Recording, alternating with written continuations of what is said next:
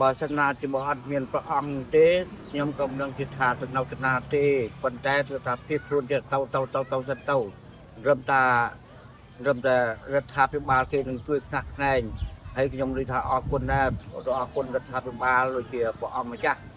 ដែលឃោសនាវាទៅតាមកន្លែងទៅនឹងគឺថាចេញមកហើយគឺតៅតវត្តព្រះអង្គនៅខ្វះថវិកាដែលសម្រាប់ចិត្តជាបងប្អូនដែលនៅតាមផ្ទៃចិត្តនៅតាម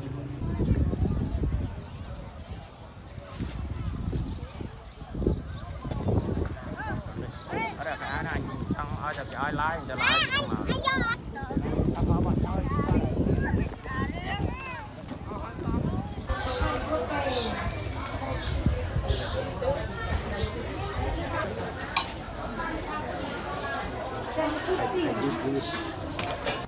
ពីបងក៏ខ្ញុំតរៀនធ្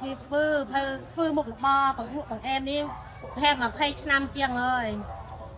ចាំកូនដល់ពេលភៀសសឹកមកក៏មិនដឹងថាធ្វើអីមានការងារតែតាមបានធ្វើអីណាតែយើងក្លឹបលក់ដូររាល់ថ្ងៃក៏មិនដឹងថាធ្វើអីក៏មានតែយកចានយកឆ្នាំងក៏យកមកធ្វើបង្អែមក៏បានមួយចាយទៅណា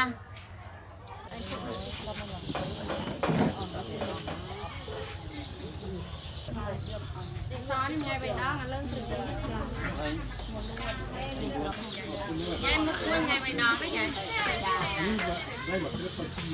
ចាសំណាងឲ្យខ្ញុំបានមានមុខរបរធ្វើរោបានគីឡូបានតិចតួចបានហូបបានគ្រប់ដែលមានមុខរបររោនេះ